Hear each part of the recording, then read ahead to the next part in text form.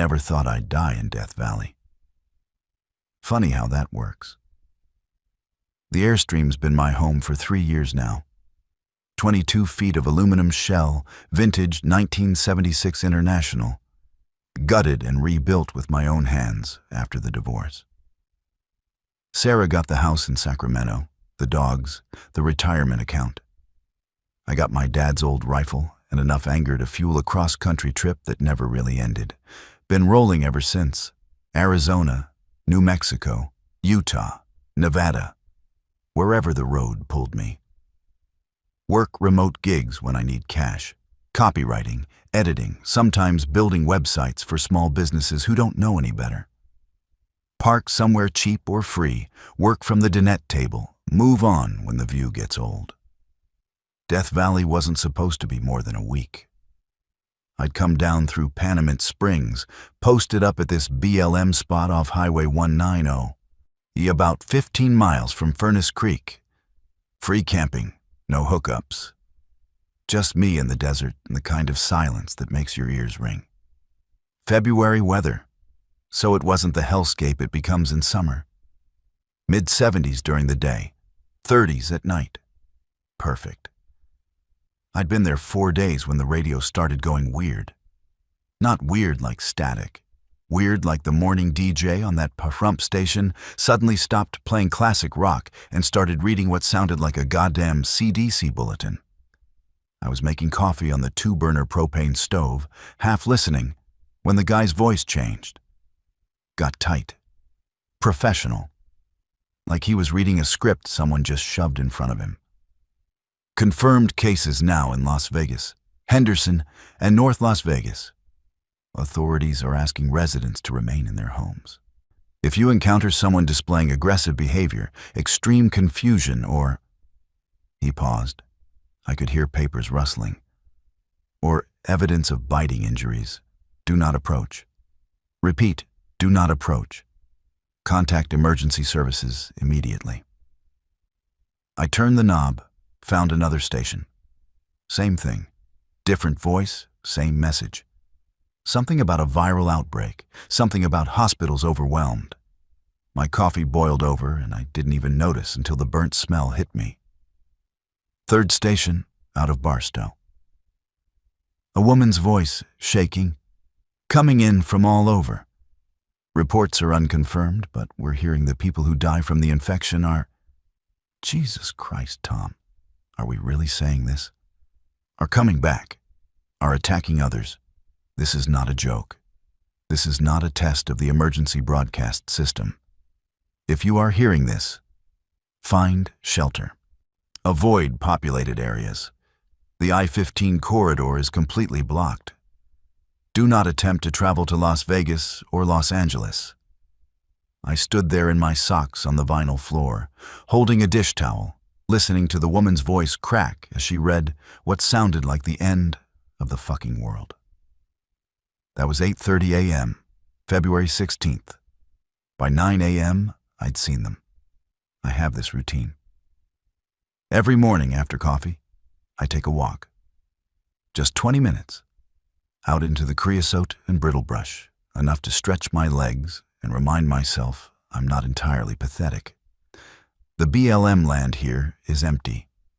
Flat expanses of gravel and sand, mountains in every direction looking like piles of crumpled brown paper.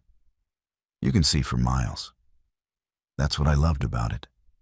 That's what saved me. I was maybe a quarter mile from the Airstream, standing on a small rise, when I saw the dust cloud on the road. Not unusual. People drive through here all the time. But this was wrong. Too erratic. The vehicle was swerving, going way too fast for the conditions. I watched it fishtail, overcorrect, then slam into a creosote bush and stop hard. The driver's door opened. A man stumbled out. Even from that distance, I could see something was off. The way he moved. Jerky, uncoordinated. He took a few steps, fell, got back up. I almost started walking toward him. Instinct, you know. Someone's hurt, you help. But something stopped me. Then I saw the others. They came from the direction he'd been driving, on foot. Maybe a dozen of them spread out across the hardpan, walking slow but steady, all aimed at the guy who'd crashed. I couldn't see details from where I stood, but I could see enough. The way they moved went wrong, all wrong. Stiff-legged, arms hanging, heads tilted at angles that made my stomach clench. The guy from the car started running, not toward the road, toward me, toward the general area where I was parked. I didn't think. I just ran. Back to the Airstream, heart slamming in my chest, gravel crunching under my boots. The trailer sat there looking so small and fragile in all that open space. I yanked the door open, climbed inside, locked it. Stood there breathing hard, trying to make sense of what I'd just seen. The radio was still on. Another voice now, a man shouting over background noise. Martial law declared in Clark County. Military personnel are authorized to. Static. Shoot on sight anyone displaying symptoms. More static. Then nothing but a high-pitched whine. I looked out the window. The crashed car was maybe half a mile away. The man who'd been running was closer now. I could see his face, blood all down his shirt, mouth open, eyes, I don't know how to describe it, empty, like someone had scooped out everything that made them a person and left just the meat. Behind him, the others, still coming, slow, relentless. The man collapsed about 300 yards from my trailer, just dropped face first into the dirt, didn't get up. The others reached him maybe a minute later. I won't describe what I saw through my binoculars. I won't. But I'll never forget it. That's when I stopped being a traveler and became something else. Something with no name yet. I gave myself 10 minutes.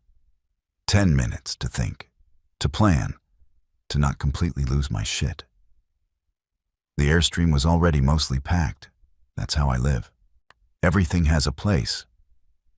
Solar panels on the roof keep 2 deep cycle batteries charged. Fresh water tank holds 30 gallons. Gray water tank for sinks, black water for the toilet. Propane for the stove and the little furnace.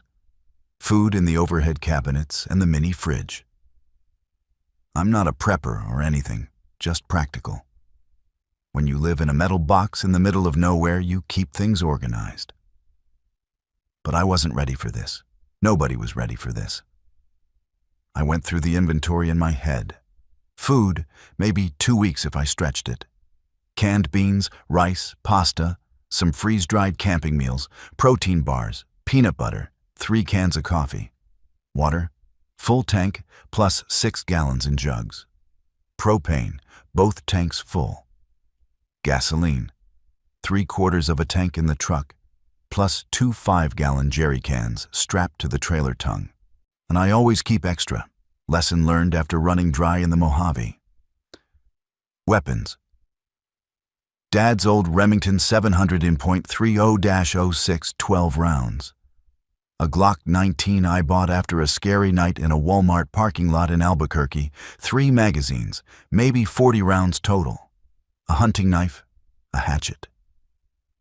Not exactly an arsenal, but more than nothing. The radio crackled back to life. A recording now, looping. This is the emergency broadcast system.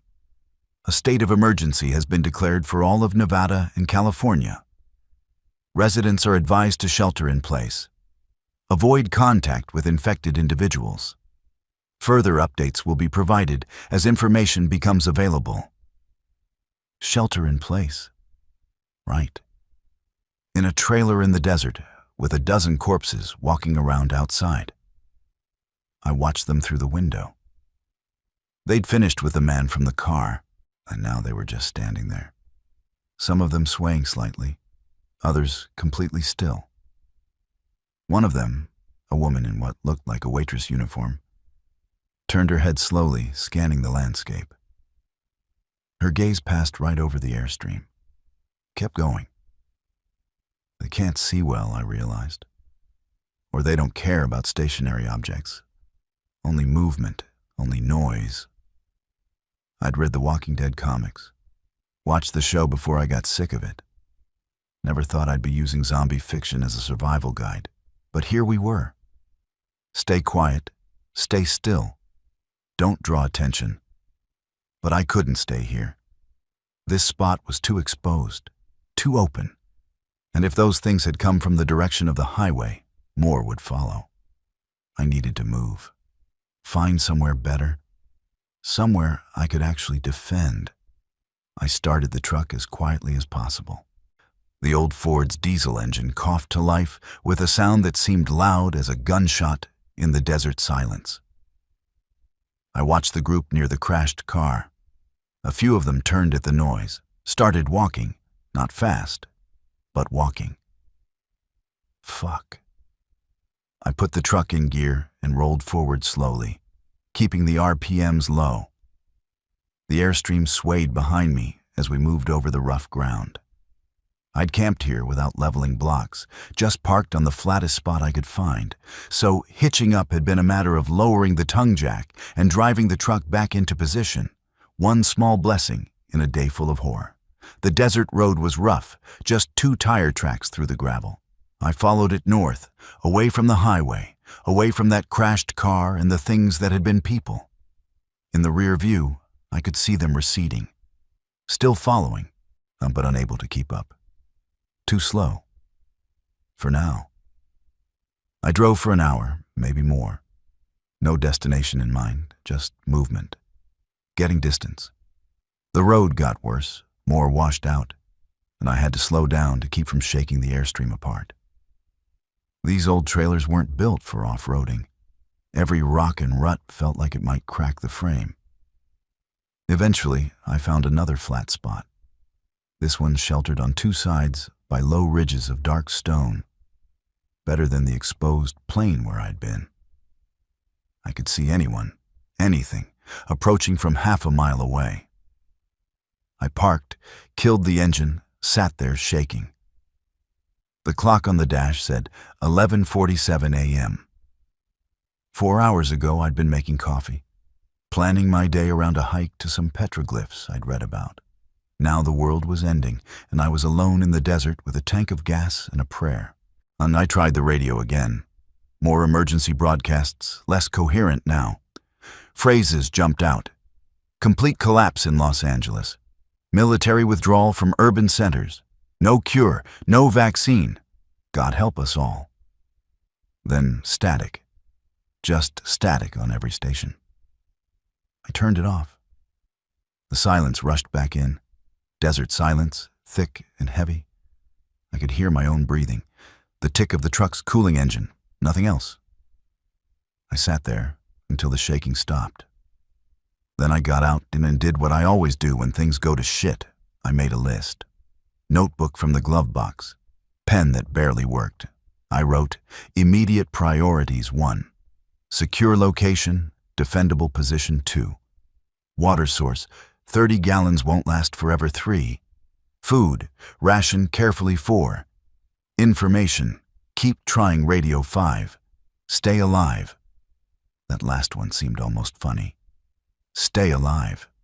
Like I needed to write it down to remember. I added, rules 1. Keep noise down 2. Movement attracts them 3. Conserve fuel 4. Don't take stupid risks 5. This is real. The last one wasn't a rule, just a reminder. Because part of me still couldn't believe it. I spent the rest of the afternoon fortifying what I could. The Airstream's windows are single-pane glass, easy to break. I covered them from the inside with duct tape and cardboard from my storage bins, leaving just small viewing slits. Made the trailer dark and claustrophobic, but safer. Probably. The door was aluminum with a flimsy lock. I braced it with a 2x4 I used for leveling, wedged between the door and the dinette seat frame. Water would be the real problem. 30 gallons sounds like a lot until you're living on it. And I did the math. 1 gallon per day for drinking and minimal washing. That gave me 30 days if I was careful. 40 if I was willing to get really thirsty. After that, I'd need to find more or die. Death Valley, named by pioneers who nearly died here. Now it might actually kill me. The irony wasn't lost. I ate dinner cold from a can. Beans. Didn't want to risk the smell of cooking attracting anything. Watched the sun go down through a crack in the cardboard. The sky turned orange, then purple, then black. Stars came out like holes punched in velvet. Beautiful. Meaningless. When full dark came, I allowed myself the luxury of one LED lantern on the lowest setting. Sat at the dinette and tried the radio again. Nothing but static and one distant voice speaking what sounded like Spanish, fading in and out. I caught the words Los Muertos before it vanished entirely. The dead. I loaded the Glock and set it on the table next to me. Checked the Remington, made sure I could grab it quickly from where it leaned against the wall. Then I just sat there, listening to the desert night. Usually I love this time. The desert comes alive after dark. Coyotes yipping, owls calling, kangaroo rats scratching around outside. But tonight, the only sound was wind hissing through the creosote and my own pulse thudding in my ears. I must have dozed off because I woke to a noise. Shuffling, scraping, right outside the trailer. The lantern had died. Complete darkness. I held my breath, reaching slowly for the Glock. Found it. Thumbed the safety off. The shuffling continued, moving along the side of the Airstream, something brushing against the aluminum, and I could track it by sound, moving from the back toward the front. Slow. Deliberate. My hand found the small flashlight on the table. I pointed it at the window above the dinette, the one I'd left a small gap in the cardboard. Clicked it on. A face. Right there. Pressed against the glass. I jerked back, nearly dropped the flashlight. The face was gray. Skin peeling, one eye gone, just a dark socket. The other eye clouded but moving, tracking the light. Mouth opening and closing. No sound. Just that endless chewing motion. It was a woman. Had been a woman. She wore a torn blouse and a name tag I could just barely read. Brenda. Brenda pressed her face harder against the glass. Her hands came up, palms flat against the window. Started pushing. The glass flexed inward. I grabbed the Glock, aimed at the window. My hand was shaking so badly I could barely hold the gun steady. One shot, that's all it would take. But one shot would bring every one of those things for miles around. The glass flexed more, starting to crack. I couldn't shoot. I couldn't. I just watched, frozen, as the cracks spread like spider webs across the pane. Then Brenda stopped pushing. Her hands fell away. She stood there swaying for a moment, then turned and shuffled off into the darkness. Just like that. Lost interest or got distracted or who the fuck knows. Gone. I waited. 5 minutes. 10. Nothing but wind and my own ragged breathing. When I was sure she wasn't coming back, I stuffed a sleeping bag into the gap in the cardboard, blocking it completely. Sat in total darkness with the Glock in my lap until dawn started to gray the edges of my makeshift curtains. That was the first night. Things got worse. By day 3, I'd seen at least 50 of them pass through the area. Some alone, stumbling across the hardpan with no clear direction. Others in small groups, following each other like they were all tuned to the same frequency I couldn't hear. None of them got as close as Brenda had that first night. Most passed within a few hundred yards and kept going. But I couldn't risk moving. Every time I started the truck, I drew them. Learned that the hard way on day 2 when I tried to relocate to a spot closer to the mountains. Started the engine, and within 20 minutes, I had a dozen of them converging from different directions. Had to drive 5 miles before I lost them, burning fuel I couldn't spare. So I stayed put, rationed food down to one small meal a day. Beans and rice. Protein bars. Peanut butter straight from the jar. Water was the bigger concern. I was down to 22 gallons. The desert air sucked moisture right out of you. I was constantly thirsty. The radio stayed dead. No emergency broadcasts, no news. Just static and occasionally that Spanish voice, getting fainter each time I checked. I started wondering if anyone was left out there, if the whole world had gone quiet. I kept a journal. Seemed important to document things. Like if someone found the Airstream later, they should know what happened, how long I lasted, what killed me. Day 4 entry. Water becoming critical. Need to find a source or make a decision about heading to Furnace Creek. There used to be a visitor center there. Maybe they have supplies. Maybe there are people. Or maybe it's overrun and I'll die trying to find out. I saw a coyote this morning chasing one of the dead. The coyote was smart enough to stay out of reach, just harassing it, trying to figure out what it was. Eventually gave up and trotted away. Even the animals know something's wrong. Day 5. Dreamed about Sarah last night. First time in months. We were back in the house in Sacramento before things got bad between us. She was making breakfast and laughing about something I'd said. Woke up and forgot where I was for a few seconds. The forgetting was nice. The remembering was worse than usual. Down to 18 gallons of water. Need to make a decision soon. Day 6. Made the decision. Leaving tomorrow for Furnace Creek. It's about 15 miles by road, maybe 10 if I can cut across the valley. We'll go slow, keep noise down, bring everything I might need. If I don't find water there, I'll be forced to keep moving anyway. Can't stay here and die of thirst, rather die trying. Spent today organizing supplies, loading the truck with essentials in case I have to abandon the Airstream. The thought makes me sick. This trailer is all I have left, but survival comes first. But I didn't leave on day 7, because on day 7, someone found me.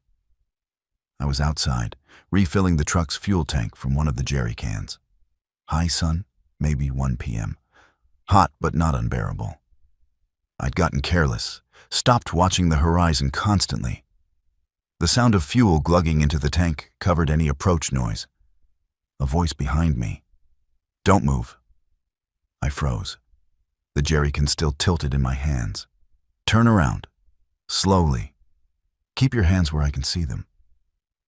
I turned. A man stood 20 feet away, rifle pointed at my chest. 30s maybe. A sunburned face, dirty clothes, eyes with that 1,000-yard stare you see in war footage. Behind him, a dirt bike laying on its side, engine still ticking. You bit? He asked. What? You bit. He said each word separately, like I was stupid.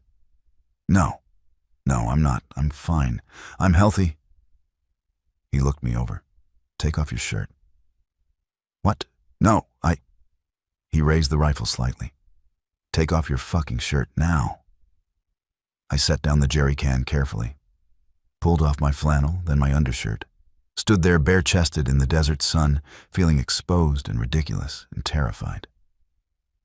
Turn around. I did. Heard him step closer. All right. Put your shirt back on. I dressed quickly. My hands were shaking. Are you alone? For now. He lowered the rifle but didn't put it away. You? Yeah. I've been here almost a week. He laughed. Sharp sound with no humor in it. Shit. You're lucky then. Most people didn't last 2 days. He walked past me to look at the Airstream. Nice setup. You live in this? 3 years now. Solar panels. Good. Fuel? He nodded at the jerry cans. Some. How much is some? I didn't want to tell him. Didn't want him to know what I had. but the rifle made it hard to lie. 10 gallons in cans, 3/4 tank in the truck. He whistled low. That's worth more than gold now. You know that? I figured. He walked around the Airstream, examining it. I stood there, not sure what to do. Run? Fight? The Glock was inside. Might as well be on the moon. Name's Patrick, he said finally. Derek. Derek, you got any food in there, Derek? Some. Water? I hesitated. Yeah, I'll trade you. Information for water. 1 bottle. I thought about it. Information could be valuable. Worth more than water if it helped me survive. Okay. 1 bottle. I went inside, him following close enough to make me nervous. Grabbed a Poland spring from the case under the dinette seat. He took it, drained half in 1 long gulp. Jesus, he said. Haven't had clean water in 2 days. What's happening? I asked. I haven't heard anything since the first day. Radio's dead. Patrick sat down uninvited on the dinette bench. Drained the rest of the water. Radio's dead everywhere. Cell towers are down. Internet's gone. Whole grid's collapsing. Las Vegas is a graveyard. Literally. I came from there 3 days ago. The strip is covered in bodies. The dead ones walking around, the dead ones just dead. Must be hundreds of thousands. What about the government? Military? He laughed that bitter laugh again. Military tried. They really did. Set up quarantine zones, safe areas, the whole 9 yards. Problem is, the infection's too fast. You get bit, you're dead in hours, sometimes minutes. And when you die, you come back. Every person they tried to save became another one of those things. They couldn't contain it. I watched them napalm the whole downtown area trying to stop the spread. Didn't matter. The dead just walked through the fire. So there's no help coming.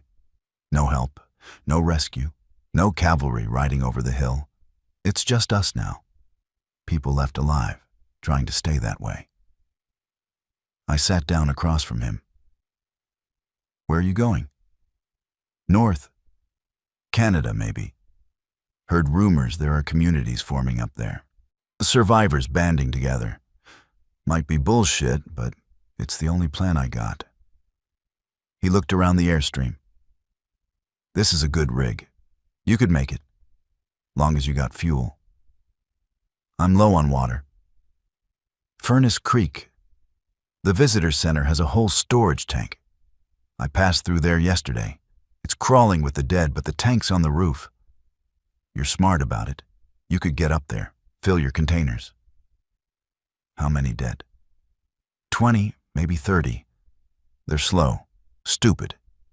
You make noise on one side of the building, go around the other side, you can get in and out. 20 or 30. Odds I didn't like. But what choice did I have? Patrick stood up. Thanks for the water. Advice, don't stay here too long. The dead, they migrate. Follow sounds, movement, maybe smell. I don't know. But they concentrate in places that used to have people. You're safe now because you're in the middle of nowhere. That won't last. Eventually, they'll wander through here in numbers you can't hide from. Where are you going right now? Beatty. Small town about 60 miles north. Gonna raid what's left, then keep moving. He headed for the door, paused. You seem decent. Don't do anything stupid. Don't help people unless you're sure they're clean. Don't trust anyone. And if you get cornered, save 1 bullet. For yourself.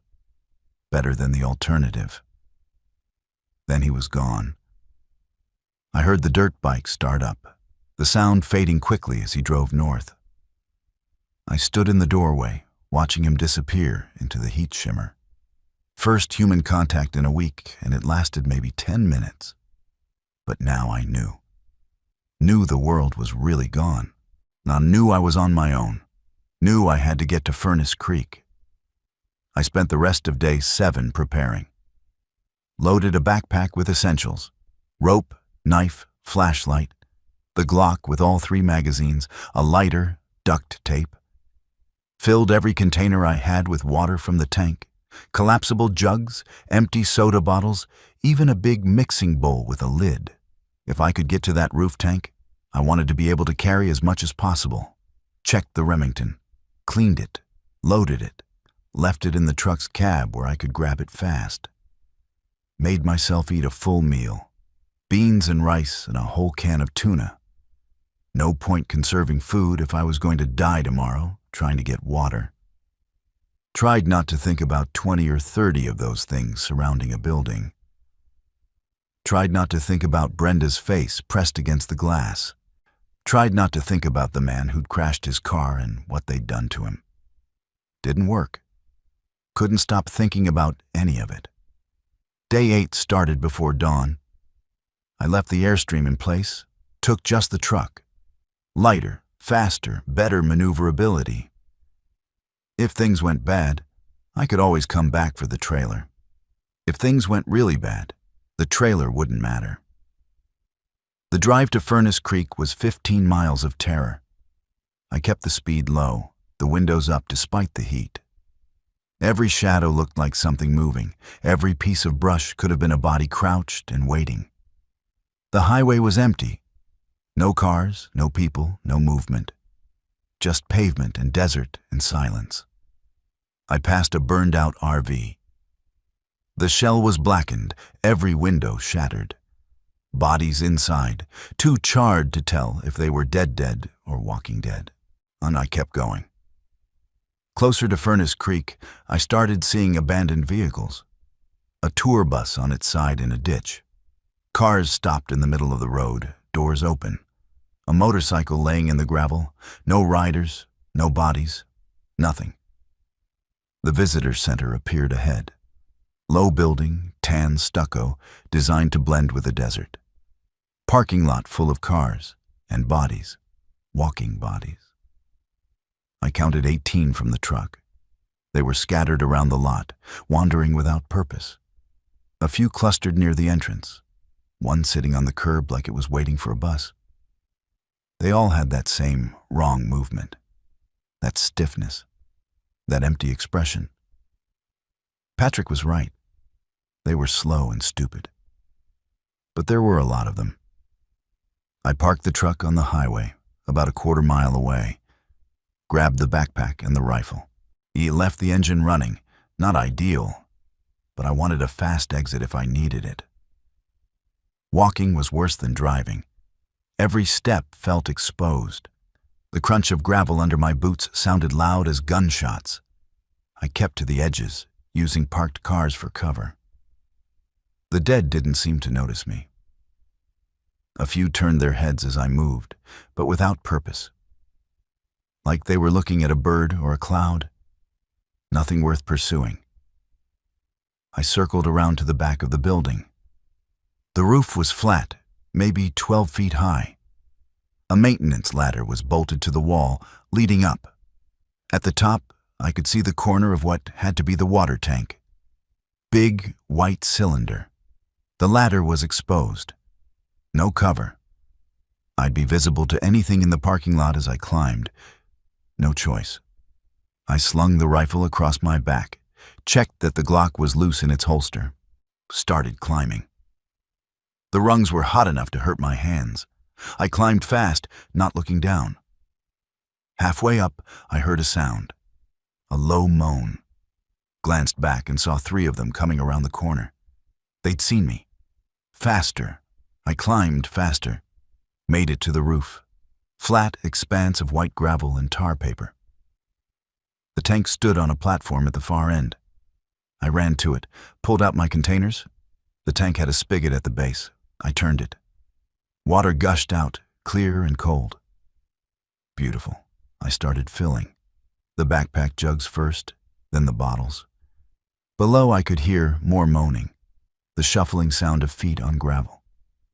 They were gathering at the base of the ladder. The bottles filled slowly, too slowly. I kept glancing at the ladder. The moaning was getting louder. More of them. How many? I couldn't see from this angle. Then when the last bottle was full, I capped it and looked over the edge. At least 30 of them, packed around the base of the ladder, reaching up with gray hands, mouths opening and closing. That chewing motion. Patrick had said there were 20 or 30 around the whole building. Now they were all right here, all looking up at me. I was trapped. The sun climbed higher, hotter. The roof absorbed heat and radiated it back. I sat in the thin shadow of the water tank, trying to think. The dead below didn't leave, didn't wander off. They just stood there, staring upward with those clouded eyes. Hours passed. I drank some of the water I'd collected, ate a protein bar, watched the dead, tried to come up with a plan. As the afternoon heat peaked, something changed. The crowd below started to thin. Not all at once, but gradually. A few at the edges wandered off, then a few more. Like they were losing interest or following some impulse I couldn't detect. By late afternoon, maybe 10 remained. By dusk, 5. When full dark came, only 2 still stood at the base of the ladder. I could see them in the moonlight, swaying, patient, inexhaustible. I couldn't wait them out. I had water now, but no food. And the truck was still running down on the highway, burning fuel. I needed a distraction. The roof was covered in loose gravel. I gathered a handful, walked to the far side of the building, threw it as hard as I could toward the parking lot. It clattered across pavement maybe 50 yards away. Both heads turned toward the sound. After a moment, they started walking, slow but steady, moving toward where the gravel had landed. I didn't wait. Down the ladder fast, and trying not to make noise, hit the ground and ran. Around the corner, past the entrance, toward the highway. Behind me, moaning. They'd heard me, coming back. But I was faster. Reached the truck, threw the backpack in, jumped into the cab, slammed the door. Both of them coming toward me now, emerging from around the building. I put the truck in gear and drove. Didn't look back until I was a mile away. Then I pulled over and sat there shaking. I'd done it. I had water. Maybe 40 gallons in containers now, plus what was still in the Airstream's tank. Enough for weeks if I was careful. I drove back to my spot in the dark, using just parking lights. The Airstream sat where I'd left it, untouched. I backed the truck up, coupled the trailer, and made a decision. I couldn't stay here anymore. Patrick was right. The dead were migrating, concentrating. Furnace Creek was compromised. Eventually they'd spread out, and I was too close. I needed to find somewhere better. Somewhere with water. Somewhere I could last more than a few weeks. I looked at the map by flashlight. Death Valley was surrounded by mountains. The Panamints to the west. The Funeral Range to the east. Higher elevation meant cooler temperatures. Maybe springs. Maybe places the dead couldn't easily reach. I traced a route with my finger. Old mining roads wound up into the Panamints, 4-wheel drive territory. The Airstream could handle it if I went slow. There were old mining camps up there, abandoned for decades. Nobody around for the dead to feed on. Nobody around at all. It was risky. Those roads could be washed out, could be impassable. If I got stuck up there, I'd die. But staying here, I'd die anyway. Eventually. I started the truck and headed west. The road into the Panamints was exactly as bad as I'd feared. Barely a road at all, just 2 faint tracks winding up through massive talus slopes. The truck labored in first gear. The Airstream swayed and lurched behind me. Every rock, every rut felt like it might break something critical. But the old Ford kept grinding upward. The Airstream held together. By dawn, I'd climbed maybe 2,000 feet.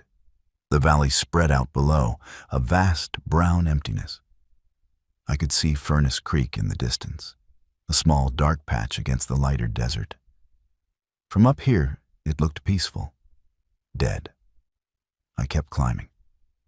Around mid-morning, the road leveled out onto a small plateau, an old mining camp. 3 wooden buildings in various states of collapse, rusted equipment, tailings piles, and behind it all, a dark opening in the mountainside.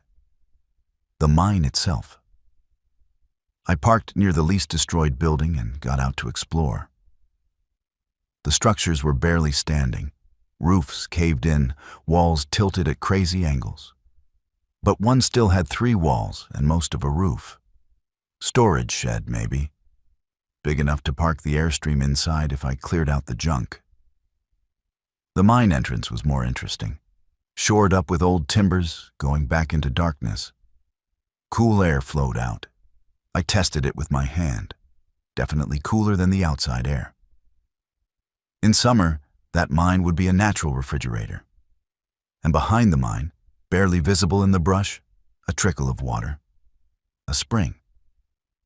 I walked over to it, not quite believing. Water seeped from a crack in the rock, collected in a small pool maybe 3 feet across, then vanished into the ground. I cupped my hand, tasted it. Minerally, but drinkable. Not much flow, maybe a gallon an hour, but constant. I sat down hard on a rock, like a spring, actual running water. I could last indefinitely here. The plateau was maybe 100 yards across, steep slopes on all sides. Only one way up, the road I'd just climbed. I could see anyone approaching from miles away. The dead would have to climb that entire road. Maybe they could, but it would take them hours, give me plenty of warning. This was it. This was the place. I spent the rest of day 9 clearing out the shed. Hauled out broken tools, rotted lumber, pack rat nests. Made enough space to back the Airstream inside, protected from the elements. Rigged a tarp over the collapsed section of roof. Not perfect, but better than being completely exposed. Day 10. Set up a proper camp, or ran the solar panels up on the shed's remaining roof. Better angle than on the Airstream itself. Used rocks to build a windbreak around my little spring, helped it pool deeper. Fashioned a filter from gravel and sand in a bucket. Let the spring water trickle through before collection. Probably unnecessary, but I wasn't taking chances. Day 11. Explored the area. Found an old lookout point higher on the mountain. I could see for maybe 20 miles from up there. The valley floor, the highway, even what might have been Panamint Springs in the far distance. No movement anywhere. Just empty desert and mountains and sky. Day 12. First time since the outbreak that I didn't see any of the dead. Not one. The isolation was complete. I started to relax. Just a fraction. Enough to sleep more than 3 hours at a stretch, and enough to think past the next day. The routine developed naturally. Wake with the sun. Check the spring. Fill containers. Eat a small breakfast. Rationing was still necessary. I had food for maybe 2 more weeks, and then I'd have to figure something out. Spend the day on maintenance, organizing supplies, repairing things that broke. The Airstream's water pump had started making a weird noise. Fixed it with duct tape and hope. One of the solar panel connections had corroded. Cleaned it, waterproofed it better.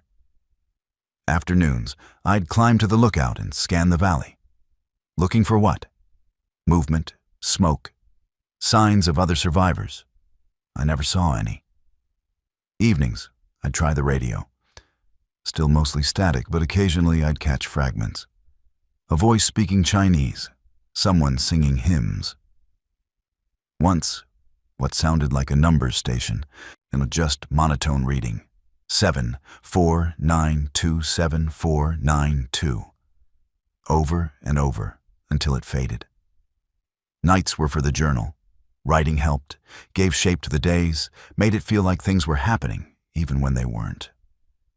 Day 15 entry. Food becoming critical again.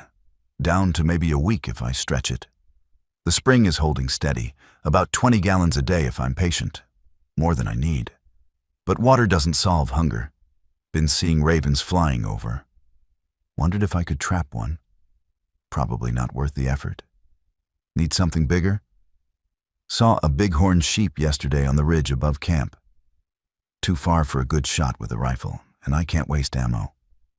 Need to think about this. Day 16. Made a decision about food. There's desert tortoise down in the valley. I've seen their burrows. Slow, easy to catch. Edible. Not great, but protein. Tomorrow I'll go down and look for some. Take the truck, make it quick, in and out. The dead haven't come up the road yet.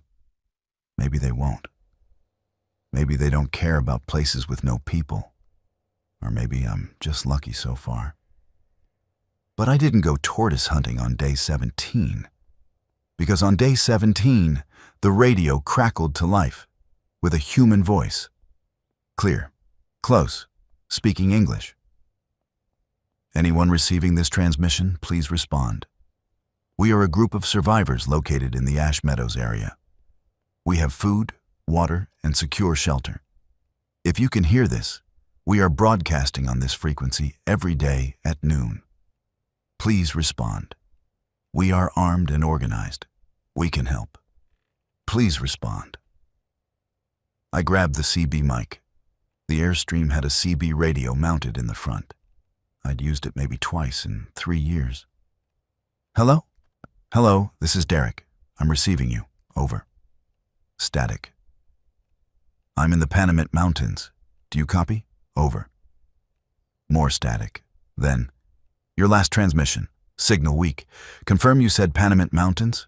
Over. Yes. Panamint Mountains, east side, old mining camp. I'm alone. I'm uninfected. Over. Copy that. Panamint is about 40 miles from our location. We have vehicles. We can send a team to extract you if you want.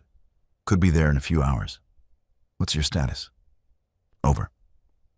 I hesitated. Extract me. Leave this place I just found. Leave the spring and the security and the isolation. But they had food. They said they were organized. Organized meant more than just survival. Meant maybe rebuilding something. I have water and shelter here. Low on food. Not in immediate danger. What's the situation in Ash Meadows? I'd over.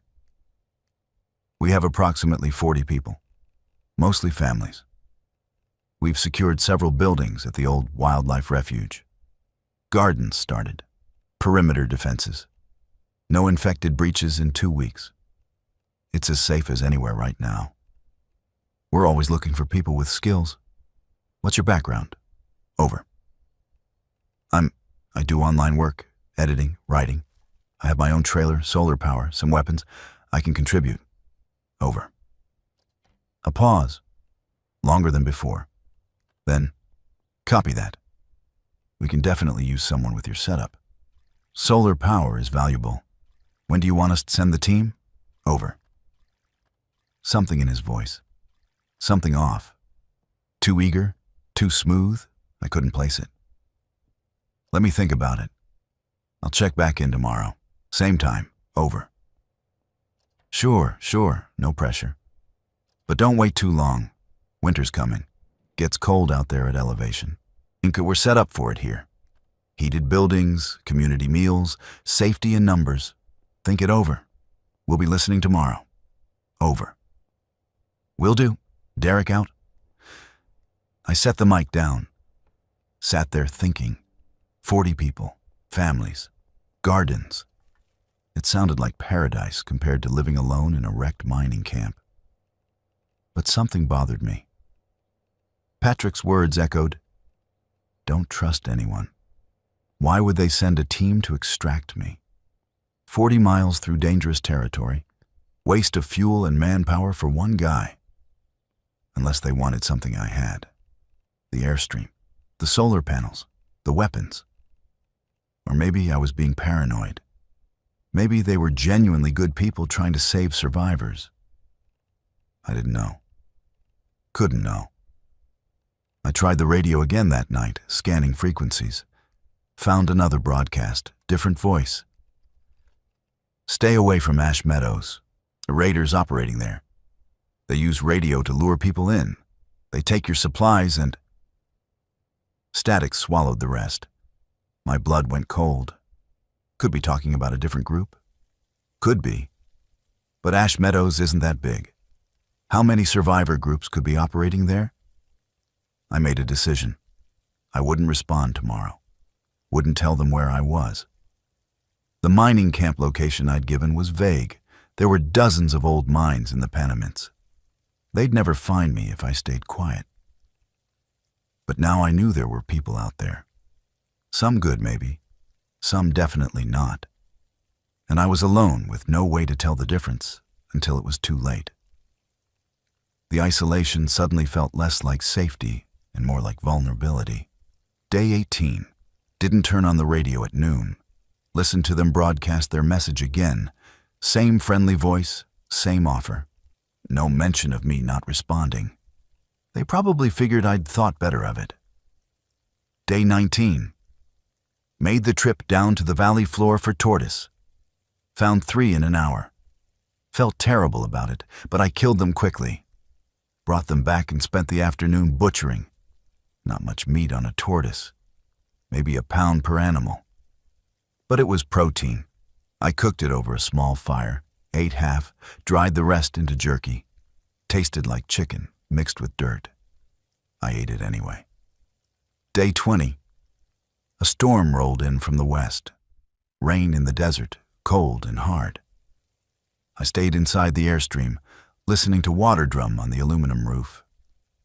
The spring ran muddy for a day. I let it clear before collecting again. The storm lasted into day 21. Temperature dropped into the 40s. I ran the little propane furnace, watching my fuel gauge drop. And then when the storm finally passed, I had maybe a week of heat left. After that, just blankets and hope. Day 22. Climbed to the lookout. The valley floor was transformed. Puddles everywhere, reflecting silver sky. Green shoots already pushing through the gravel. Desert after rain looks alive in a way that's hard to describe. For a few hours, I forgot about the end of the world and just watched the landscape change. Movement caught my eye. Far down the access road. Something climbing. Not human. Too big. I watched through binoculars. A cow. Just a cow. Wandering alone. Must have escaped from a ranch before everything fell apart. It climbed slowly, stopping to graze on the new growth. Watched it for an hour. It made it about halfway up before turning around and heading back down. Seeing it made me feel less alone. Proof that other life continued. Animals didn't care that civilization had collapsed. They just kept being animals. Day 23. The Ash Meadows group still broadcasting daily. I listened without responding. Their message evolved slightly. Now they mentioned they had medical supplies. A doctor, seeds for planting, everything a survivor could want. The pitch was getting more aggressive. That night, a different broadcast. Weak signal, but I caught most of it. This is emergency frequency Delta. If anyone is receiving this, federal government has established a safe zone in Colorado Springs. Military protection, food and shelter. Proceed to Colorado Springs for evacuation and protection. This message will repeat. Colorado Springs. Must be 1,000 miles away. Through cities full of the dead. Across terrain I couldn't even imagine. And the message sounded official. But how would I know? Anyone with a radio could claim to be the government. Day 24. Checked my food supplies. 1 week left, maybe 10 days. The tortoise meat was gone. I'd need to make another trip down to the valley. But the storms had made the road treacherous, muddy, possibly washed out. I'd have to wait for things to dry. In the meantime, hunger became a constant companion. Not starvation, not yet. Just the gnawing awareness that every meal was one closer to having none. I started rationing more aggressively. 1 meal a day, small portions, chewed slowly to make it last. Drank lots of water to fill my stomach. Not sustainable, but it bought time. Day 25. Climbed down to the mine entrance. I'd been avoiding it. Something about the darkness bothered me. But curiosity finally won. I tied a rope around my waist, anchored it to a rock outside, and went in with my flashlight. The shaft went back about 50 feet before hitting a collapse. Old timbers, rock. Nothing to suggest anyone had been here in decades. Cool air flowed from somewhere. Cracks in the collapse, maybe, or another entrance I couldn't see. On the way out, my light caught something. Scratches on the wall, not natural, carved. I looked closer. Tally marks. Hundreds of them, grouped in fives. Someone had spent a long time here, counting days maybe, or something else. At the bottom of the marks, words scratched deep. God forgot this place. I left the mine fast. Didn't go back. That night I couldn't sleep. Kept thinking about those words, about whoever had carved them. How long ago? Why? Did they die here or escape? And the desert doesn't give up its secrets easily. Day 26. My food ran out. Last meal was a can of beans. After that, nothing but water and hunger. I made myself wait 1 more day. Let the road dry completely. Then on day 27, I took the truck down to the valley to hunt. The trip down was easier than I expected. The road had dried, hardened. I made good time. Reached the valley floor by mid-morning. Parked near a wash where I'd seen tortoise burrows before. Found 2 within an hour. Put them in a box in the truck bed. Was heading back to the truck when I saw the dust cloud. Vehicle approaching, fast, from the direction of Furnace Creek. I dropped low behind a creosote bush. Watched through the branches. A Jeep. Green, military style. 2 people in front, someone in back. Hard to see details at distance. Then they drove past my position maybe a 1/4 mile away, heading up the valley. Not on the highway, cutting across the open desert, looking for something or someone. I waited until they were out of sight. Then I ran back to the truck, threw the tortoises in, and drove. Not back up my road, too obvious if they'd seen the tracks. I went south instead, parallel to the Panamints, keeping the mountains between me and where that Jeep had gone. Found a different access road 5 miles south. Older, rougher, barely passable. Took it anyway. Climbed back into the mountains through a different drainage. The road was so bad I had to stop twice to clear rocks. Took me 6 hours to climb what should have been a 2-hour drive. But when I finally made it back to the plateau, coming in from a completely different direction, I felt safer. And if they were looking for me, I'd covered my tracks. Literally. Day 28. Processed the tortoises. More jerky. Maybe 3 days of food if I stretched it. Not enough. Never enough. The radio that night. Derek, if you're listening, we know you're out there. The offer still stands. We can help each other. Times are hard for everyone. No need to be alone. We're good people. Just respond and we'll work something out. They knew my name. I'd given it during that first transmission. Stupid. So fucking stupid. I didn't respond. Day 29. The Jeep came back. I saw it from the lookout. Same vehicle driving a search pattern across the valley floor. Grid by grid, they were methodical, patient. Looking for me, or just scavenging. No way to know. I watched them all day. They never came close to my access road. Never even looked in this direction, just covered ground mile by mile. When dark came, they drove away to the east. Day 30, 1 month, 4 weeks since the world ended, since I heard the first broadcasts, since I saw Brenda's face against the glass. I took stock. Water, unlimited from the spring. Food, maybe 2 days left. Fuel, half a tank in the truck, no more in cans. Ammo, 11 rounds for the Remington, 37 for the Glock. Propane, maybe 4 days of heat if I only ran the furnace at night. Health, okay, hungry but functional. No injuries, no sickness. Mentally, harder to assess. I talked to myself. Entire conversations. Argued with imaginary versions of Sarah, Patrick, the Ash Meadows radio voice. Sometimes forgot which thoughts I'd said aloud and which I'd only imagined. Not great signs, but not crazy. Not yet. And that night, a new broadcast. Different from anything I'd heard before. This is Goldfield Station, broadcasting to any survivors in the Esmeralda County area. We are a small group. We're not raiders. We're not trying to recruit. We just want people to know there are others out there. If you need help, if you're desperate, we're here. Goldfield, Nevada. Town's mostly clear. We have some supplies. Not much, but we share. No strings, just humanity. Broadcast daily at sunset. Goldfield Station out. Something about the message felt different.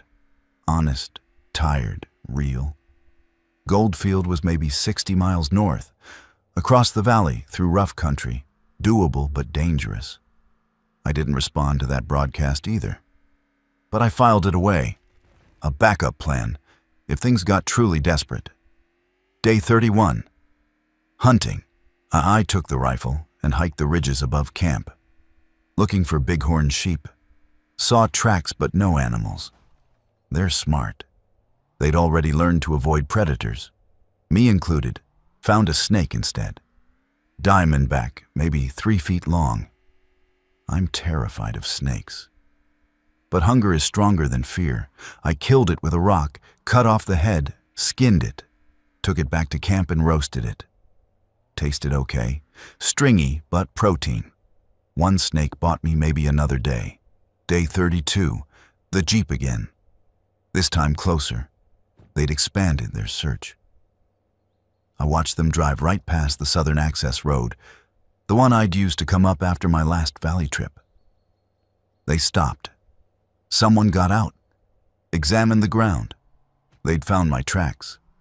I watched through binoculars, heart hammering. The person who'd gotten out was pointing, talking to the others. One of them had binoculars, was scanning the mountains. I pulled back from the lookout, stayed low, waited.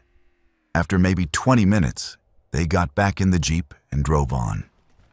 Didn't follow the road up, just marked it somehow.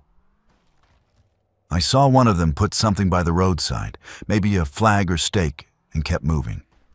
Marking locations, they were mapping out every access point. Eventually, they'd check them all. Eventually, they'd find me. I had to decide. Stay and hope they didn't come up my road, or leave. Find somewhere else? Start over. The thought of leaving exhausted me. I'd worked so hard to make this place livable. The spring, the shelter, the security. Starting over meant rolling the dice again. Maybe finding somewhere better, probably finding somewhere worse. But staying meant eventually confronting whoever was in that Jeep. And I had no reason to think that confrontation would go well. Day 33. I packed. Not everything. I couldn't take it all. But the essentials: food, water containers, weapons, tools, the solar panels, clothes, first aid kit, anything that would keep me alive on the road. The Airstream held more than I remembered. 3 years of accumulated stuff. Books I'd never read, clothes I'd never wear, kitchen gadgets I'd used once. I sorted ruthlessly. Keep or leave. Survival or sentiment. Most of it was sentiment. I left it behind.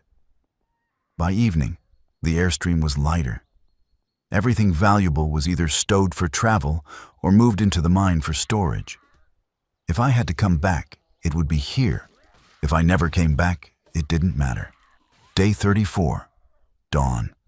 I coupled the Airstream to the truck, did a final check of the camp, and scattered ashes from my fire pit. Covered the spring with rocks to keep animals out, and to hide it from anyone searching. Took down the solar panels from the shed roof, left the shed itself standing. Let them think someone had been here long ago. Nothing recent.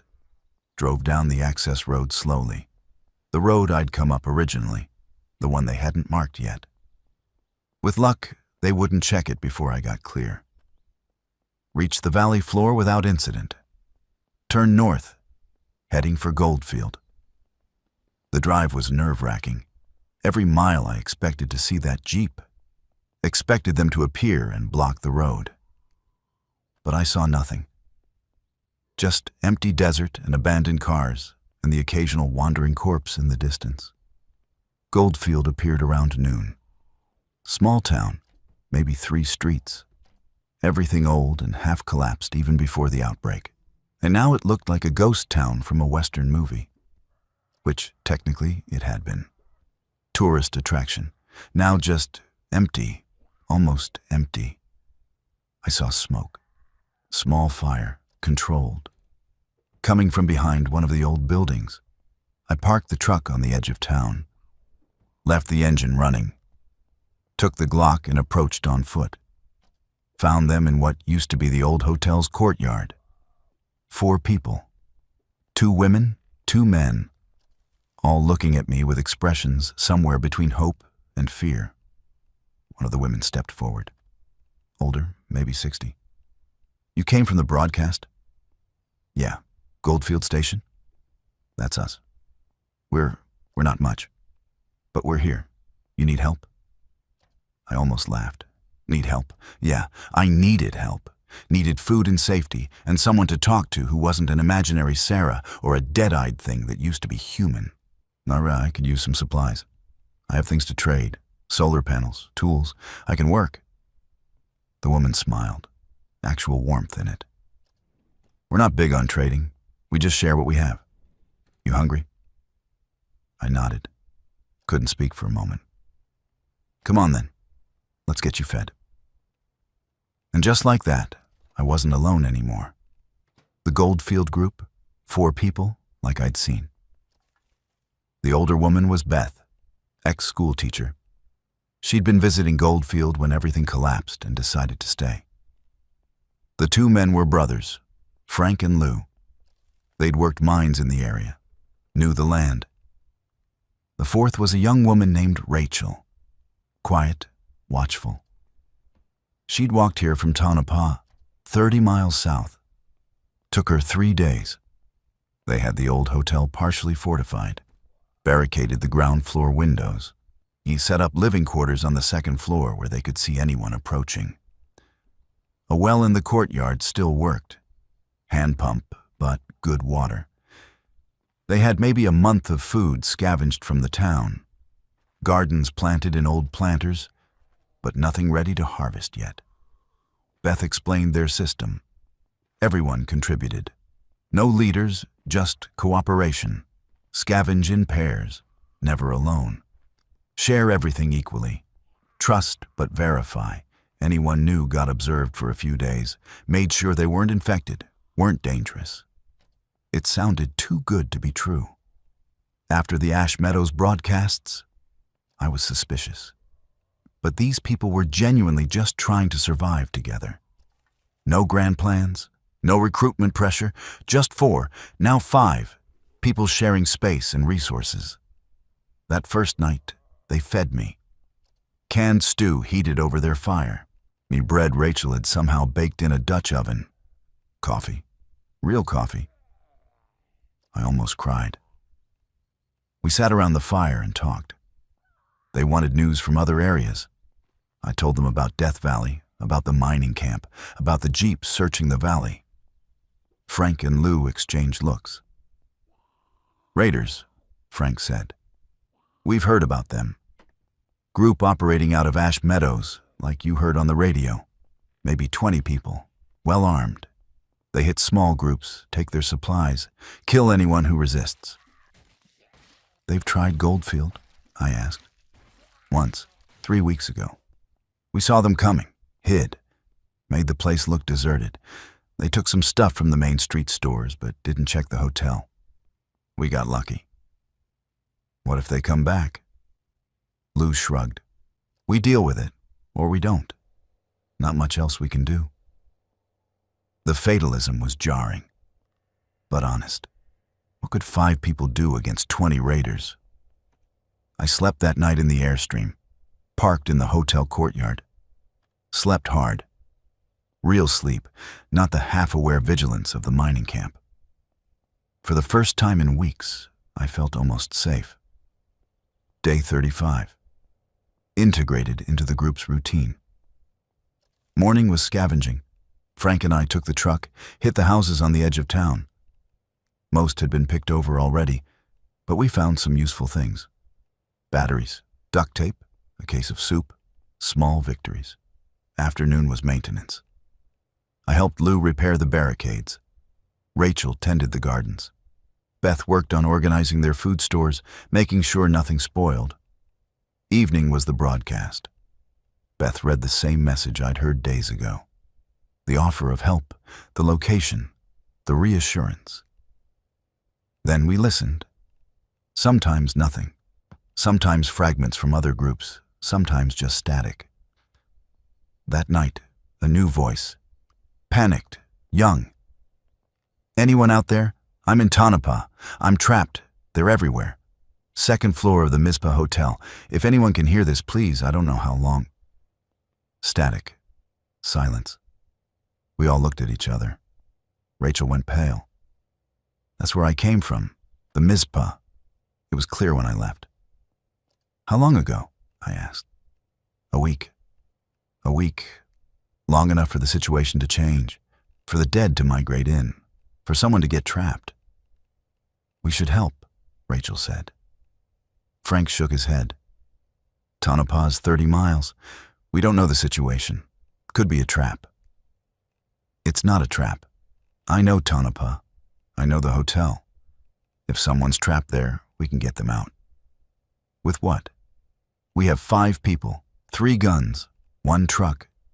Raiders could be there. A dead could be everywhere. It's suicide." Beth intervened. "Let's think about it. Sleep on it. Decide in the morning." But I could see Rachel's face. She'd already decided. That night, I lay awake in the Airstream, thinking about that voice, young, scared, maybe someone's kid, someone's friend, someone like me, alone and desperate. Patrick's words haunted me. Don't help people unless you're sure they're clean. But what did clean mean anymore? We were all just trying to survive. And if we stopped helping each other, what were we surviving for?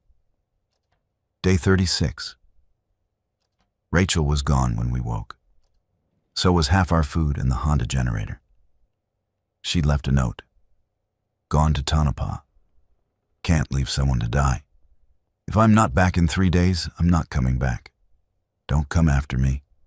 I made my choice." Frank was furious. Like she took our supplies, our generator. We needed that. Beth was quieter. She made her choice. We can be angry, but we can't change it.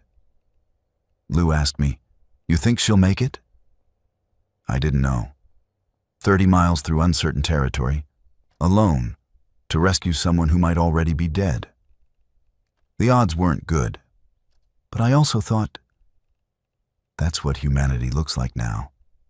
Someone hearing a cry for help and going, not calculating odds, not playing it safe, just going. Maybe that was stupid. Maybe Rachel would die for nothing, or maybe she'd save someone, and that someone would matter. Day 37, routine, scavenging, maintenance, broadcast. No word from Rachel. The silence was heavy. That night, the radio crackled. Same young voice. Still here, still trapped. Food running out. Please someone, anyone. We listened. Didn't respond. What could we say? Frank turned off the radio. She's not coming back. Day 38. We were down to 4 again. The group felt smaller, vulnerable. Beth suggested we think about moving on. Maybe north, toward Reno. Cities would be dangerous, but the outlying areas might have supplies we needed. I thought about Colorado Springs, that federal broadcast, 1,000 miles of road. Probably all lies anyway. We didn't decide anything, just kept surviving day by day. Day 39, the Jeep found us. I saw it first. From the hotel's second-floor window, I watched 3 vehicles come down the main street. The green Jeep in front. Behind it, a pickup truck and a van. They drove slowly, deliberately. We have to hide, Beth said. Too late, Frank replied. They've seen the fire, and they know someone's here. The vehicles stopped in front of the hotel. Doors opened. People got out. 8 of them, all armed, rifles, shotguns. They moved like they'd done this before. Spread out, covering angles. One man stepped forward. Tall, beard, confident. He called out, "We know you're in there. We don't want trouble, just want to talk." Lou whispered, "Bullshit." Frank already had his rifle. I had the Glock. Beth stood behind us, holding a tire iron like a weapon. The man continued, "We're from Ash Meadows. We've got a good setup there. Food, water, security. We're looking for people to join us. Strength in numbers, you know. Come on out. Let's talk face to face." I looked at Frank. He shook his head. No. We stayed silent. The man waited. Patient. Then he gestured to the others. They fanned out, approaching the building. You two headed for the entrance. Others positioned around the courtyard.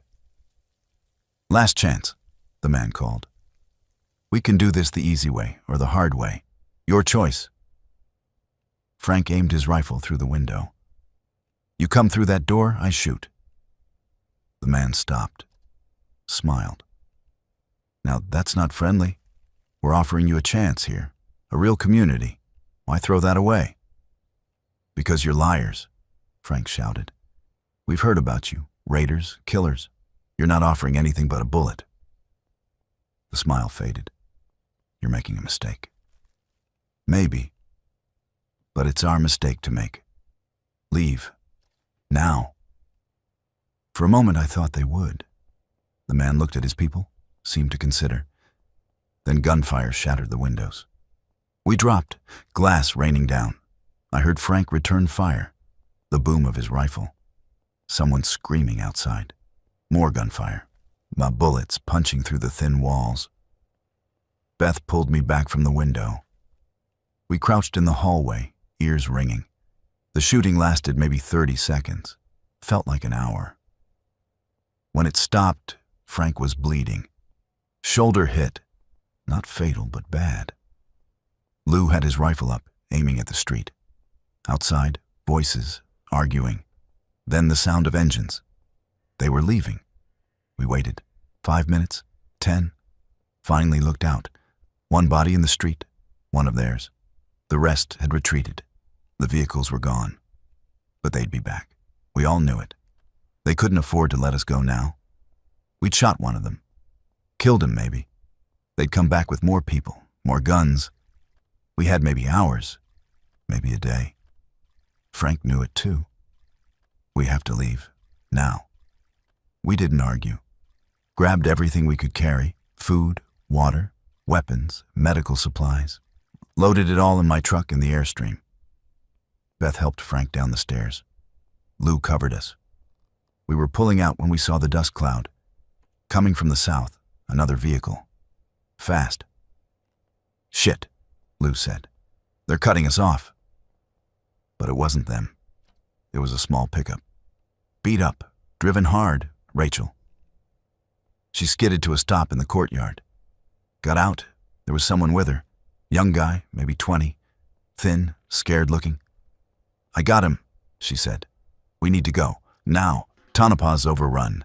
Dead everywhere. We barely got out." No time for explanations. We all piled into vehicles. Rachel and the guy from Tonopah squeezed into the truck cab with me. Beth, Frank, and Lou took the pickup. We drove north, fast as the Airstream would allow. Away from Goldfield, away from Ash Meadows, away from everything. Behind us, I saw more dust, like the Raiders coming back. But they were too late. We were already gone. Day 40. We drove through the night, crossed into California near Benton, found an old ranch house, isolated, defensible, stopped there to rest and regroup. Frank's shoulder was infected. We had antibiotics, part of the medical supplies from Goldfield, but not enough. He needed real care, a hospital, which didn't exist anymore. Beth did what she could, cleaned the wound, bandaged it, fed him pills. We all knew it wasn't enough. The guy Rachel saved, his name was Tim, told us about Tonopah, how the dead had come in waves, how he'd climbed to the second floor of the Mizpah and barricaded himself in, how he'd survived on vending machine snacks and rainwater from the roof, how he'd heard Rachel's broadcast and called for help, not really believing anyone would come. "Well, but she did," he said, looking at Rachel. "She actually came." Rachel just nodded, like it was nothing. Like risking your life for a stranger was the most natural thing in the world. Maybe it was. Maybe that's what separated us from the dead. They just consumed. We still cared. Day 41. Frank died around dawn. Infection had spread too fast. He went in his sleep, which was the only mercy. We buried him outside the ranch house. No grave marker, just rocks piled on the earth. Lou didn't speak, just walked away and sat on the porch, staring at nothing. We were 5 again. Beth, Lou, Rachel, Tim, and me. A group held together by circumstance and stubborn survival. That afternoon, Beth did the broadcast. Changed the message. "This is Goldfield Station, now broadcasting from an undisclosed location. We are a group of survivors. Oh, we are not raiders. We are not taking anyone in. But if you're out there, know that you're not alone. Keep fighting, keep surviving. There are still people who care. Goldfield Station out." Simple, honest. A small act of defiance against the darkness. We listened to the responses, static mostly. But one voice came through clear. "This is Peterson Air Force Base, Colorado Springs. To any survivors receiving this, the safe zone is real. Federal government has established a quarantine-free area. We have food, medical care, and military protection. Proceed to Colorado Springs via Interstate 70. Safe zones are marked every 50 miles. We will not abandon you. Repeat, the safe zone is real. Colorado Springs, 1,000 miles away.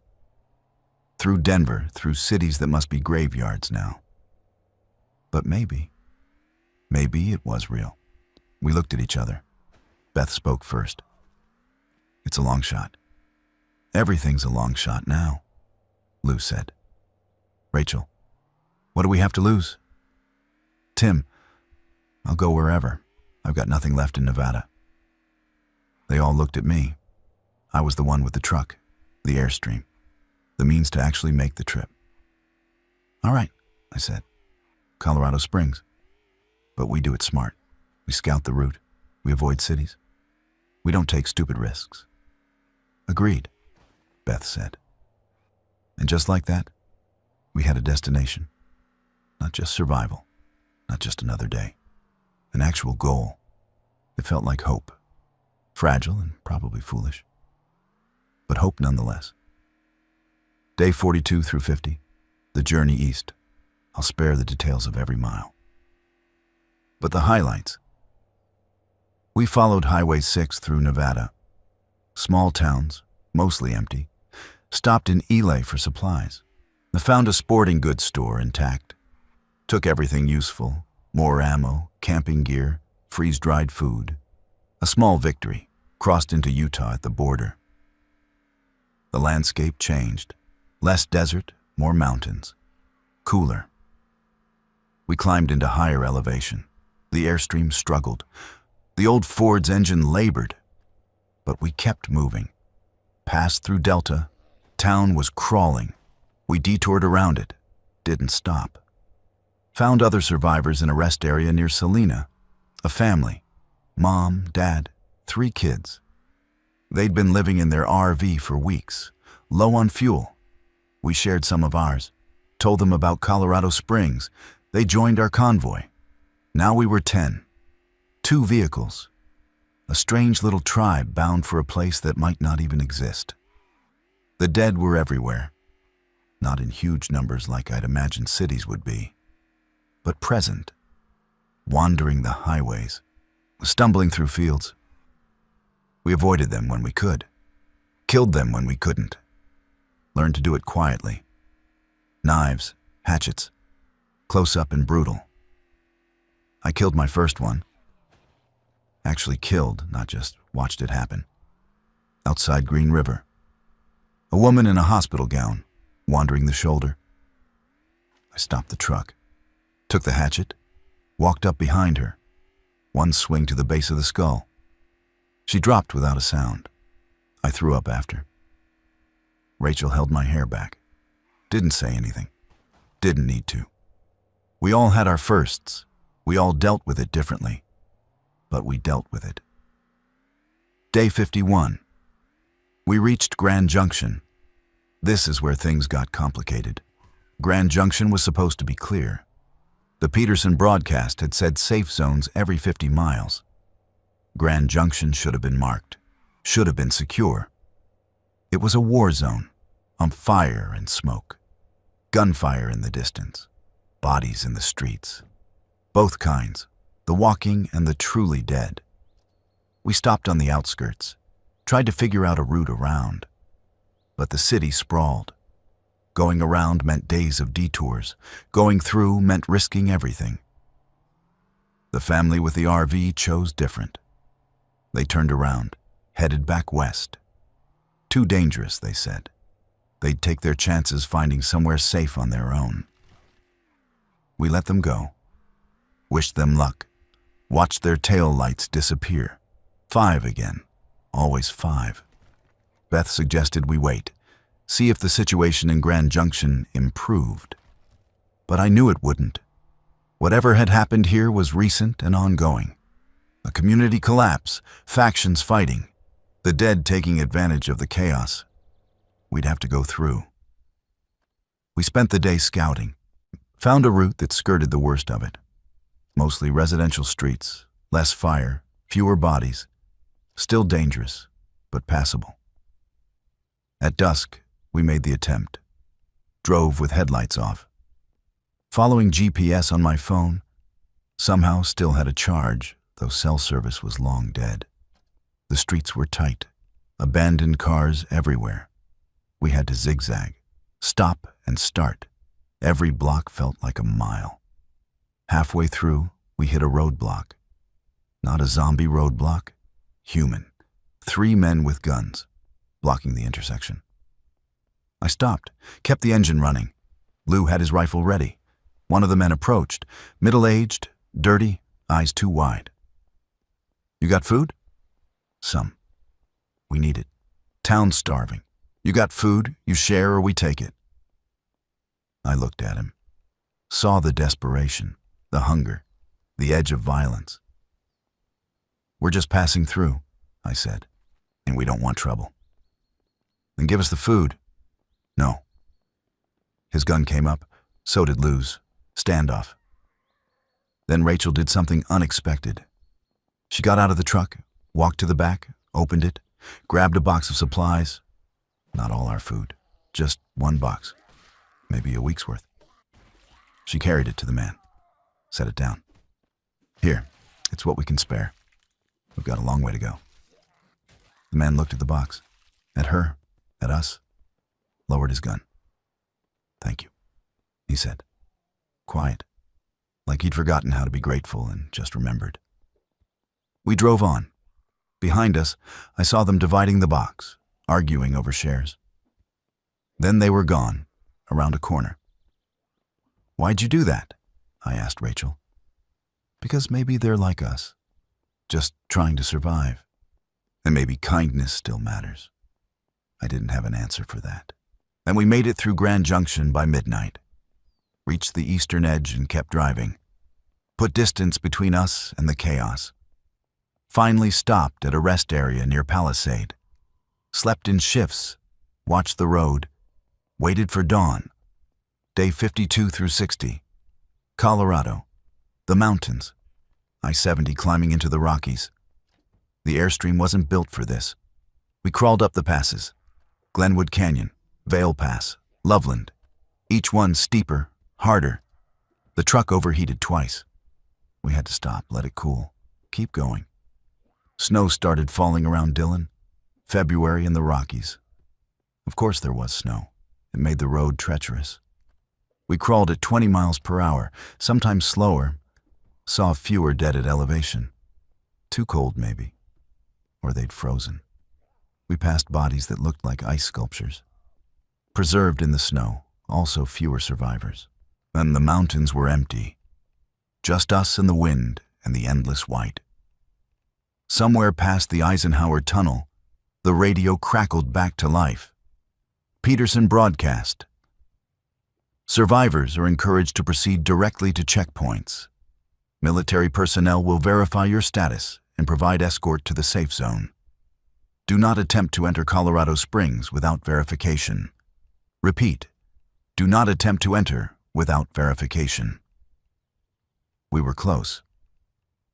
Day 61. We saw the checkpoint from a mile away. Military vehicles, barricades, armed soldiers, actual living soldiers.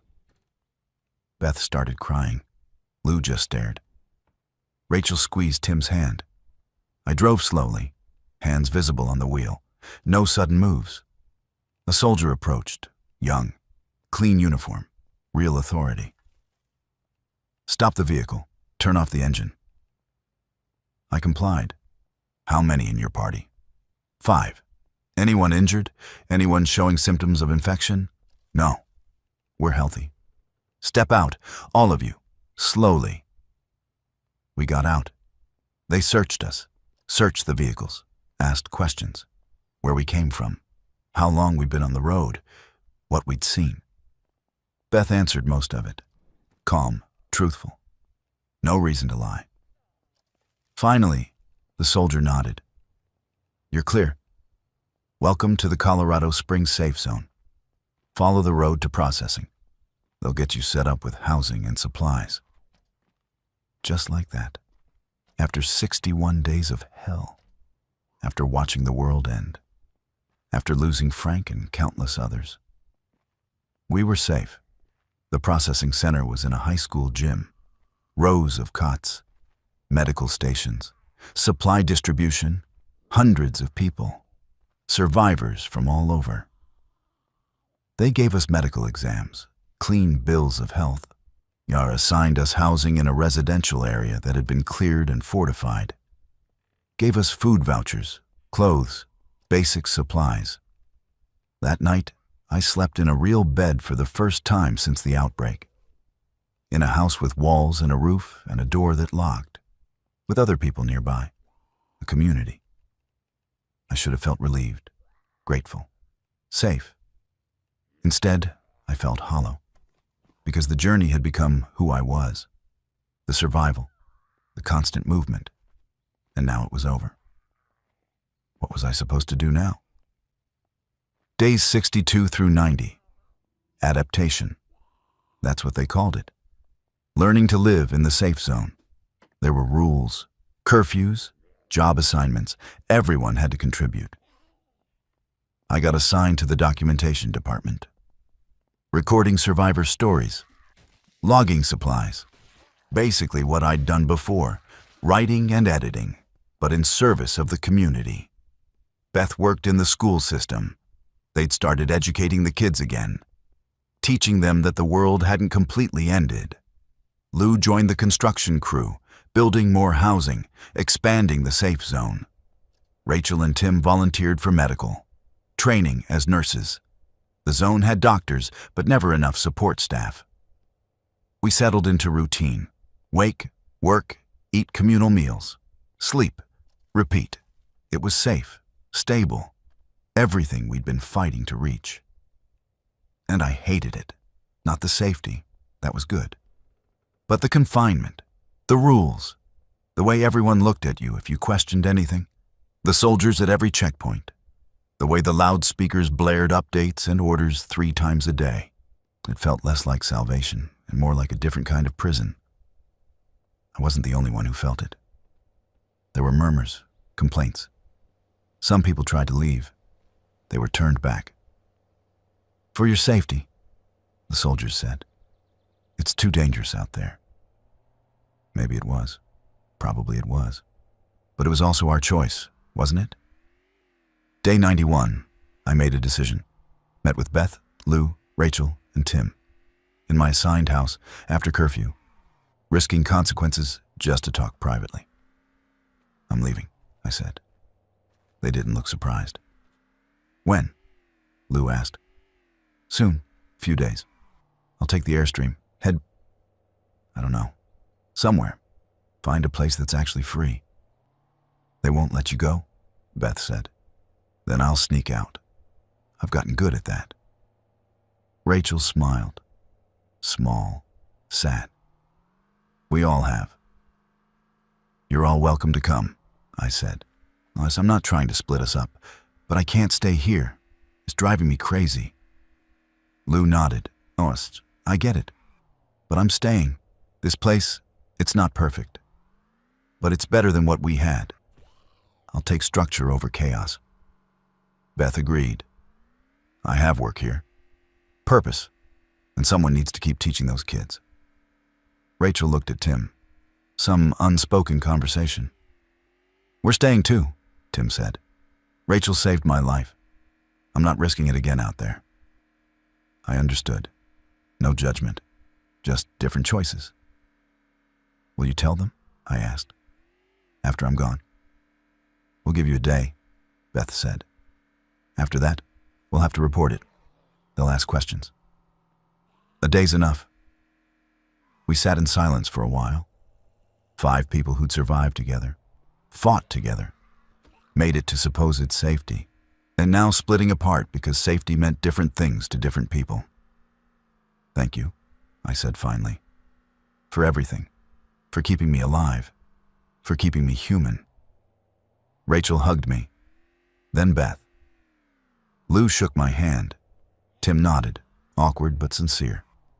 "Don't die out there," Lou said. "I'll try not to."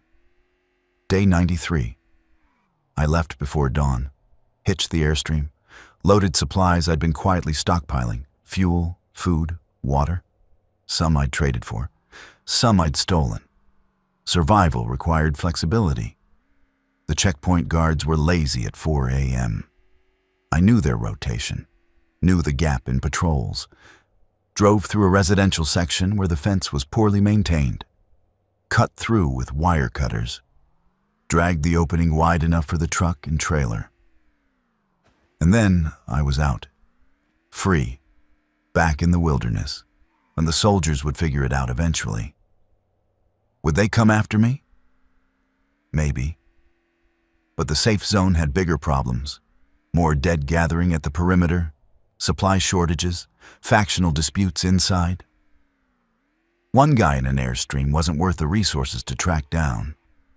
I drove south, away from the zone, away from structure and rules and the illusion of the old world rebuilt.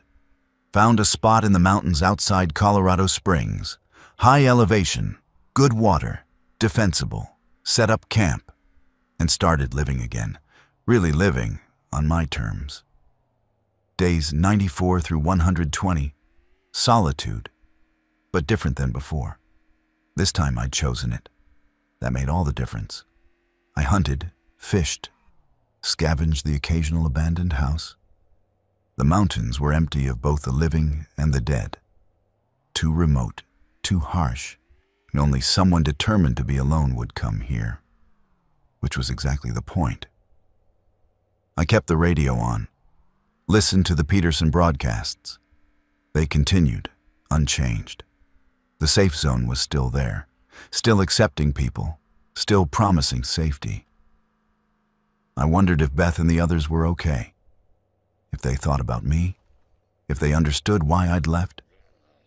Probably they did. We'd all made our choices during the apocalypse. This was just another one.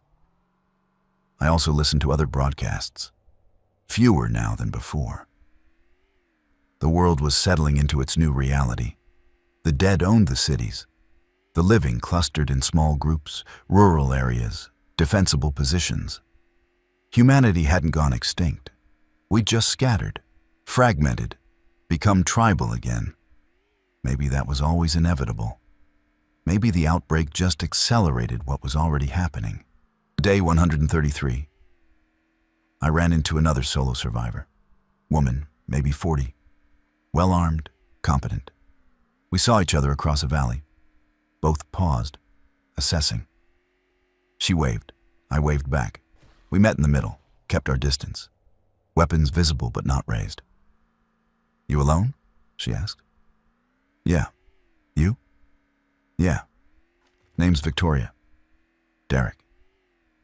We talked for maybe an hour, comparing notes. She'd been living in a cabin about 10 miles east, surviving the same way I was, hunting, fishing, avoiding trouble. "You ever think about finding others?" she asked. "Building something?" I tried that. Didn't work out. Same. People are complicated. Yeah. Before we parted, she gave me her frequency. CB channel 19. If you ever need help, or just want to talk. I listen every evening at sunset. I gave her mine. We nodded and went our separate ways. But knowing she was out there, knowing I wasn't completely alone, it helped. Day 150. I found a library in an abandoned town. Small place, mostly intact. Books moldering on the shelves. I loaded up. Fiction, history, survival guides. Hadn't read much during the initial chaos. Now I had time. Started working through them, one per week, slow reading, savoring it. The books reminded me that civilization was more than buildings and power grids. It was ideas, stories, knowledge passed down. That couldn't die as long as people still read, still thought, still cared about what came before. I was keeping it alive, in my own small way. Day 180, 6 months. Half a year since the outbreak. I marked the day by climbing to the highest peak near my camp. Looked out at the world. Mountains and valleys and sky. Beautiful, indifferent, eternal. The dead were still out there. The safe zones were still operating. Life continued in its fractured way. And me? I was surviving. Maybe even thriving. On my own terms, in my own way. I thought about Sarah. The divorce. How angry I'd been. How I'd hit the road swearing I'd never settle down again, never be tied to one place or one person. Turned out the apocalypse was the ultimate freedom from commitment. No job, no mortgage, no obligations except staying alive. Funny how things work out. Day 200, I made contact with Victoria on the radio, just to check in. "Still alive?" she asked. "Still alive. You?" "Yeah, found a good spot. Enough deer to keep me fed, water's good." "Same here." Silence, comfortable. "You ever think about what comes next?" she asked. "Sir, next? After survival? After just getting by day to day? What's the point of it all?" I thought about that. I don't know. Maybe there isn't one. Maybe we just keep going because that's what we do. That's bleak. Yeah, but true. More silence. "Well," she said finally, "keep going anyway. I'll check in next week." Copy that. The radio clicked off. I sat in the Airstream, looking at my maps, thinking about routes, places I hadn't been yet, things I wanted to see before the world finished falling apart. Because it would finish falling apart. Eventually, the safe zones would collapse. The last of the old infrastructure would fail. Humanity would dwindle to small pockets, tribes, eventually just scattered individuals. And then, who knew? But I'd be around to see it, to document it, to survive it. That was my purpose now. Not rebuilding civilization, not finding hope, just witnessing, recording, lasting. A quiet rebellion against the dying of the light. Day 250. I found a cache of supplies in an old bunker, some prepper's stash, canned food, ammo, medical supplies. Enough to last years if I was careful. I took half, left the rest. Maybe someone else would need it. Maybe Victoria. Maybe some future survivor I hadn't met yet. Generosity in the apocalypse. Strange concept. But it felt right. Day 300. Winter came hard. Snow piled against the Airstream. Temperatures dropped below zero. The propane ran low. I supplemented with wood fires, burning deadfall from the surrounding forest. The dead didn't move much in winter. Froze in place, became statues. Come spring, they'd thaw and shamble again. But for now, they were neutralized. Well, just another part of the landscape. I spent the long nights reading, writing, planning next year's route, maybe north into Wyoming, maybe west back toward Nevada, maybe somewhere completely new. The world was open, empty, mine to explore. Day 365. 1 year. Full cycle. I sat in the Airstream, looking at my journal. 365 days of entries. Every one a small victory. Proof I'd survived. The outbreak felt both recent and ancient, like it had happened yesterday, like it had always been this way. I'd changed, lost weight, gained scars, learned skills I never knew I'd need, became someone I barely recognized from the person who'd been making coffee in Death Valley that first morning. But I was still here, still me, still Derek in his Airstream, rolling through whatever came next. Tomorrow I'd start driving again, find new places, new challenges, new reasons to keep going.